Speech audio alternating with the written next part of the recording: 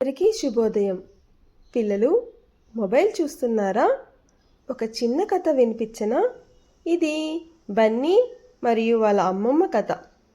బన్నీ అనే అబ్బాయి రోజంతా మొబైల్స్లో గేమ్స్ ఆడుతూ ఉండేవాడు. స్క్రీన్లోనే అతని ప్రపంచం.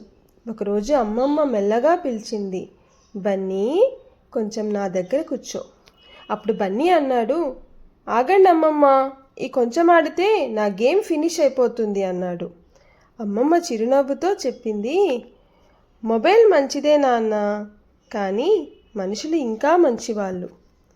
బన్నీ మొబైల్ పక్కన పెట్టాడు. అమ్మమ్మ తన చిన్నప్పటి కథ చెప్పింది. ఎలా పంచుకోవాలో, ఎలా ఓర్పుగా ఉండాలో, ఎలా ప్రేమగా ఉండాలో. ఆ రోజు బన్నీకి అర్థమైంది, గేమ్స్ ఆనందం ఇస్తాయి, కానీ అమ్మమ్మ కథలు జీవితం నేర్పుతాయి. టెక్నాలజీ అవసరం, కానీ విలువలు అత్యవసరం. పిల్లలు మొబైల్ ఆఫ్ చేస్తేనే మనుషులు ఆన్ అవుతారు.